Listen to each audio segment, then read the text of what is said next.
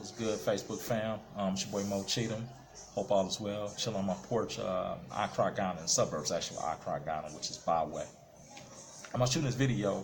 Last week, I posted a post with me and a little babe, chilling in Ghana. I just posted a couple comments about life in Ghana and some of the women. And I got an overwhelming response. I mean, I didn't expect to get that many messages. I got so many people hitting me on my inbox, brothers asking me what was going on, and I was trying to get a better understanding. And I think my man Zoe has shot me a message, asking me, like, what's the difference between, women here mentally and sexually and physically. So I'm going to try to speak on the best of my ability. But I think I need to introduce myself. My name is Maurice Cheatham from Detroit, Michigan. 45 years old. Q, what up, Qs? Pledge of Wiley College, graduated from FAMU. Stayed in Detroit, Michigan. Like I said, grew up in Detroit, Michigan. I'm half Ghanaian. My father's Ghanaian. He passed 3 years ago. So I moved over here last January. Moved over here and started like a travel tour business, doing tours, bringing people over here. Just want to full disclosure. Not selling any land, anything, any houses, or getting people to invest in anything. Nothing like that. But as I came over here, I started to fall in love with it. It's still a developing country, but it's the gateway to Africa. When I say it's the gateway to Africa, it's the safest place that you can come. Why do I say that? English is a common language. You're safe. Muslims and Christians live next to each other. There's no civil war. And when I say it's safe, you can move around. You're not going to get robbed. You can talk to people. You can ask people directions. And you just feel comfortable. So let me say that. Developing country, when I say that. This still is Africa, but for the most part, this is running leaps and bounds.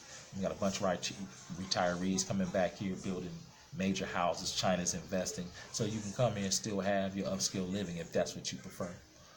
You can get apartments, with cable TV, air conditioned, nice.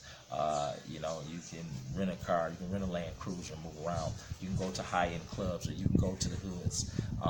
Almost similar to Dominican Republic. So what's the difference between Dominican Republic? Obviously, I've traveled there and I've kicked it. Here, this is Ghana, and this is West Africa. You see the same genes that look like you and me, black people. There's no confusion on what they are. They uncles look like us. They daddies look like us. They cousins look like us. And when I say that is who the women are looking at. So there's no confusion on who they are. So when you try to holler at a broad, she's very hip to it because you like everybody she looks like. Here, it's about stability. The women are very proud. So when I say they're very proud, same thing at the crib.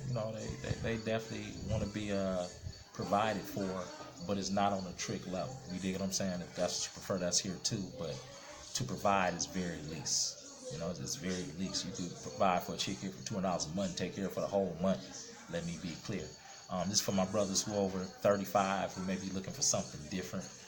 My man Zoe asked, what's the difference mentally? A lot of the Ghanaian women are truly Ghanaian, still come from families of mothers and fathers. They come from a clan, aunties, and they stay at home in a compound with their aunties. So it's certain traditions in these clans that are still ran, bruh. It's still clan law. So they're expected to get married. They're expected to find a husband. They're expected to bring income into the family, and that's what's expected of them. So a lot of them are looking to get married. Let me be very clear about that. They're looking for a man. Although Western ideals are slowly starting to creep over here, it can't supersede that family culture. So therefore, if I'm 45, I can have a 25-year-old babe. I can have a 30-year-old babe. I can have a 35-year-old babe. And the genetics are here, fellas. Let me be very clear. Everything you see at the crib is here. You see 10 Serena Williams every day. And I'm not talking about with their hair uncombed and, nails not done and food around their mouth. Nah, brother, they in heels, they in tight jeans, flat stomachs. You see it all. They wearing dresses and skirts down the street. You would be surprised. All right, so let me state this. You got your high-end chicks. Let me be very clear. There's a lot of Nigerian ballers. There's money over here, bro. So if you think you finna come over with your hot little $100, $200, not gonna happen. These boys float on some millions over here. Nigerians coming for major money. Is major money floating around. The talent is just like in the DR in Brazil. The talent is in the neighborhoods. That's where you find the unhidden talent at. And beautiful. You're going to see the same chicks you're treating from ATL to Detroit. Surprisingly, like Zoe asked about sex. Talented. talented to say the least, but this is a very strong religious culture. I think 70% are Christians, and you do have Muslims here as well. So they're not outward with it. You really got to pull it out of them. But you know, behind closed doors, so go. Any chick you see walking down the street, you can get at her. Anyone, hey, how you doing? And you're gonna be surprised at the babes you pull here. You're gonna be like, what? It's video babes, and you know they're not even aware of who they are. They come from a very humble upbringing. Let me say it. So some of them are struggling, man. The average babe here probably make $250 a month. So you know when they come kick it with you, not necessarily they're looking for something you would give them is, but you know just be a man, man. You know, be a man. You know what I'm saying? Make sure they got something to eat. Make sure you pay their cafe at home. You know, I don't try to over gift them or anything like that. That's not my thing. I make sure they kick it with me because they kicking it with me. But just understand is that they are going home in their situation. A lot of times it's bleak fellas.